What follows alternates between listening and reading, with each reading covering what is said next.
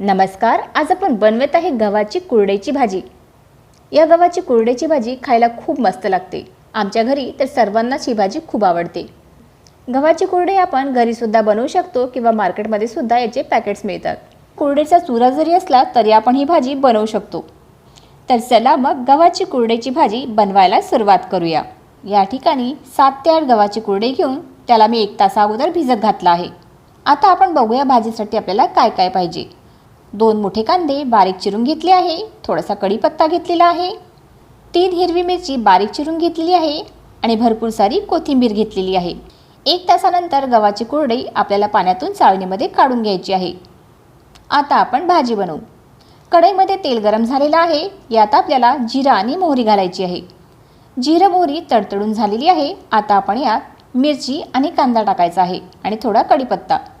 कांदा थोडा भरपूरच पाहिजे. आता आपण हे छान परतून घेऊ. कांदा मिरची आपली परतून झालेली आहे. आता आपण यात टाकत आहे 1 छोटा चमचा धने पावडर आणि 1 छोटा चम्मच लाल मिर्च पावडर आणि अर्धा छोटा चम्मच हळद टाकलेली आहे. ही कुरडईची भाजी तिखटच चांगली वाटते, त्याच्यामुळे मी मिरची आणि तिखटसुद्धा घातलेलं आहे. तिखट फक्त तेलामध्ये मिक्स करायचं आहे, जास्त परतायचं नाही. आता आपण लगेचच कुरडई टाकत आहे. कुरडई टाकून घेतलेली आहे. आता चवीनुसार मीठ टाकायचं आहे. सर्व आपण चांगलं मिक्स करून घ्यायचं आहे. हे सर्व आपण चांगलं मिक्स करून घेतलं. आता याच्यावर झाकण ठेवायचं आणि 5 ते 7 मिनिटाची वाफ काढायची. 5 ते 7 मिनिटं झालेली आहे. कुरडईची भाजी आपली तयार झाली आहे.